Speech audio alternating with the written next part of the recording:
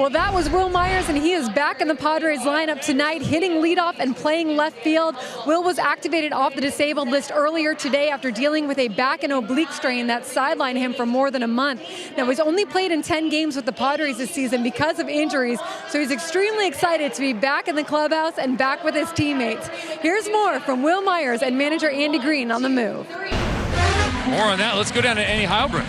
Thanks so much, Kevin. Well, the Toreros will be without one of their starters and leading rebounders tonight in Yowan Masalski. He suffered an ankle sprain in Wednesday's game against Ole Miss, and that means more production from the bench, specifically Alex Floresca. He played a season-high 36 minutes on Wednesday. Now, head coach Sam Scholl told me they will be looking for him to fight through fatigue.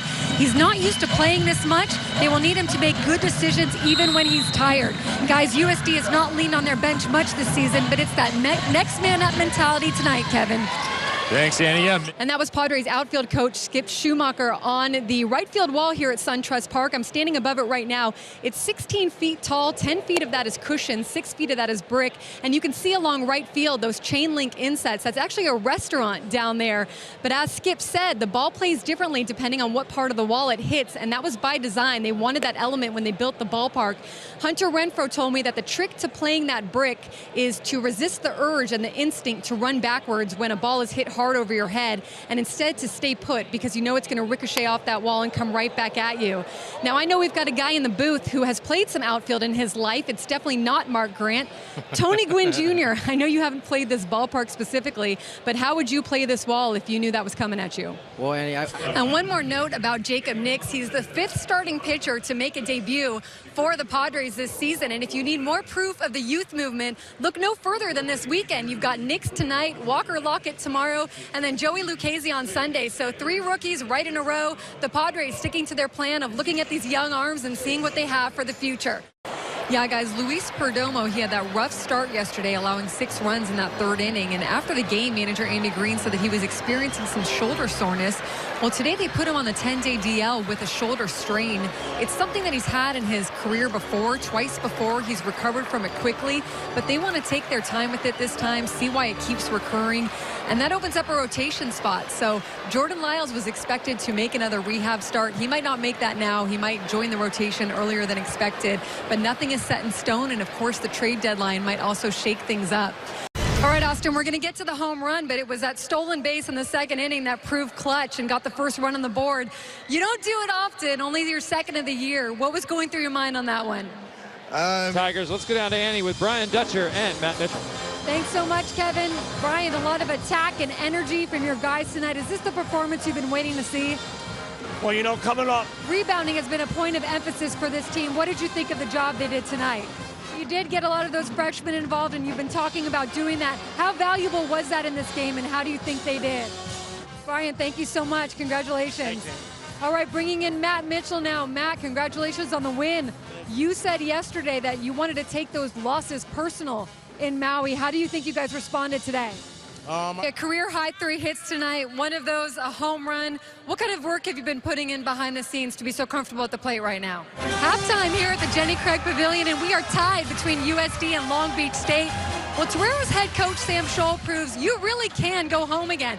He is the epitome of that, having played at USD for 2 seasons back in the 90s, then becoming an assistant coach for 10 seasons before becoming interim head coach late last season after Lamont Smith resigned.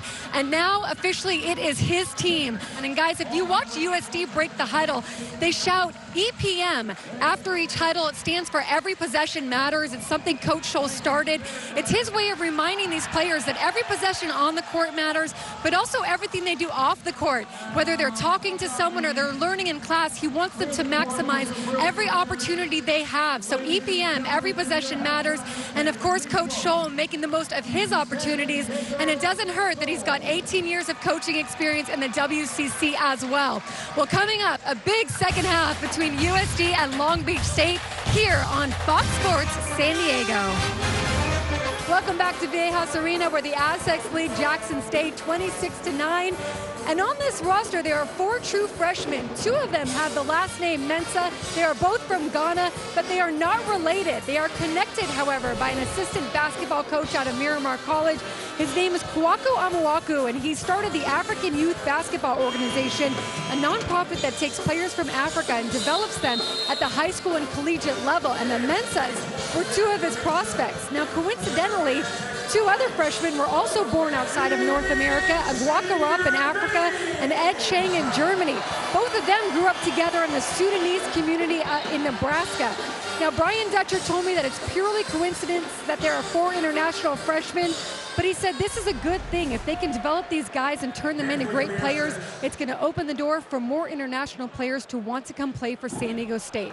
Kevin, you know, all weekend we will be talking about the career and accomplishments of Trevor Hoffman, but you might not know that he also works for the team on a day-to-day basis. His official title is Special Assistant to the Padres. The reality is he does a little bit of everything, from coaching and instructing to even scouting and developing players in the minor leagues within the organization. And you know, over spring training, he held these mini coaching sessions that were appropriately named Trevor's Time, where he would work with a few relievers at a time, and they were able to ask him anything and everything about the game. It was easily one of the highlights of spring training. And even today in the clubhouse, Kirby Yates, Phil Maton, Robert Stock, they all said again how invaluable it was just to pick the brain of a Hall of Famer and someone so good at his craft, and also build a relationship with him, and that relationship continues today.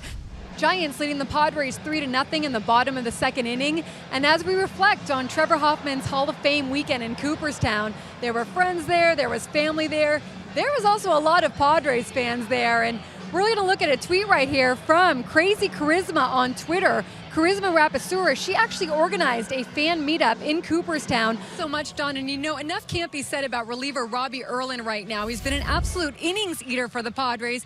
He went 5 2/3 scoreless against the Marlins last night, really getting the Padres out of a jam after Eric Lauer left in the 3rd inning. And Erlin's been doing it all season. He's posting a 1.57 ERA through 28.2 innings of relief. He's kept the team in games. He's kept the bullpen fresh, and that's been a big deal on a team with a few young guys in the starting rotation. Perhaps most impressive about Robbie Erlin is that he didn't pitch for 2 years in the big leagues because of Tommy John surgery and complications from that. So he's come back with a vengeance. Padres leading the Pirates 1-0 here at Petco Park, and I am joined by Richard Williams, Trevor Williams' dad, the starting pitcher for the Pirates. And this is his first time pitching at Petco Park. San Diego kid, Rancho Bernardo High. So I got to ask you first, what is this moment like, and how nervous are you, Richard? It's extremely special being here for letting him pitch for the first time here. And the way the system is set up, I don't know if I'm ever going to see him pitch here again, even if he has a 5-10-year career. It's hard. The planets have to be lined up perfectly. So it's really, really special. Now, we talked about in the last inning the fact that you kind of didn't want to sit here because you didn't want to be in his line of sight. So you sent out a tweet today in disguise. How do you think that's going, that disguise? You took it off, I see. I took it off because I don't want to create anything. Tonight's all about Trevor. It's not about me, of course. And I just thought it was funny when I'd be in disguise. But no, I pray Trevor doesn't see me. And he said he won't. And we talked about it. And he said, if I'm looking at you, then I'm not doing my job. And he probably doesn't see me. Now, you guys have had season tickets to Padres games since 1991, back in the old Jack Murphy days. Trevor Hoffman, Tony Gwynn, Ken Caminetti. Can you tell me about some of the memories you shared with Trevor back in those days? Well, I have 3 boys. We've had the seats we're sitting in here right now are our actual season tickets. I go to about 60, 70 games a year when I'm not seeing Trevor. Trevor grew up. Trevor grew up with the Padres. I have pictures of him in a car seat. Back at Jack Murphy, the screen was right in front of us. And we had to keep our hands back, and I had to keep the boys, my 3 boys, from touching the rail because they'd get their fingers broken. So I have great memories. Trevor grew up loving the Padres, cheering for Trevor. It happens to be Trevor William Hoffman, so I'd be screaming, "Put in Trevor Williams," and it'd be Trevor William Hoffman. All of the Hoffman boys were in front of us the whole time. So I've watched their 3 boys grow up, and it's fun. And a birthday party there as well, right? You got a birthday shout out. We have when he was 5 years old, we happened to be here. His favorite player was Ken Caminetti, and I happened to get a shot with Ken Caminetti warming up in the 4th inning while it said "Happy Birthday, Trevor," and that's pretty special. I've got to ask you, Richard, you were diagnosed, unfortunately, with stage 4 lymphoma back in 2015. Given 2 to 3 months to live, you were told to get your affairs in order, and miraculously, here you are right now. What has that journey been like, and how much more meaningful does that make this moment? every day's a blessing. When you're a cancer patient, you live from blood work to blood work, and every quarter I'm doing blood work. Every day's a blessing. I get to see my son pitch. How exciting! I get to see him win his first game when in 1996 or 95, whatever it was. I'm blowing my mind, but and I got to see that every day. I watch sunrises and sunsets. I'm the happiest guy in this stadium. I really am. And I'm going to spend every nickel of my money watching Trevor pitch because it's such a short career. Even if he goes 10 years, it's short. Yeah, we all saw that hug that you shared with him after he made his debut, right? So you got to see that, and now you get to see this as well. It's got to be pretty neat. It will be, and then win, lose, or draw tonight. It'll be fun taking pictures with him. I'm convinced that no matter what happens tonight, it's a long journey. But I'm so happy to be alive, and my friends know that, my sons know that, my family knows that. Every day is such a blessing, and everyone here, you're free of cancer, but you're never free of cancer. It just manifests itself a different way. And I pray and that I can continue on watching my son from the front row Padre tickets. Just amazing. Richard, we are so appreciative to you for taking the time to sharing that with us. I've got to tell Dawn and Mud that you are keeping meticulous score here. It's pretty amazing. And we hope that you enjoy watching your son tonight with such a special moment. Thank you so much. Thanks for having me on. And go Padres when they're not playing the Pirates. Fair enough. Fair enough. Dawn Mudd, such a special man right here. Really, that's outstanding, Annie. Terrific. Thank you very much.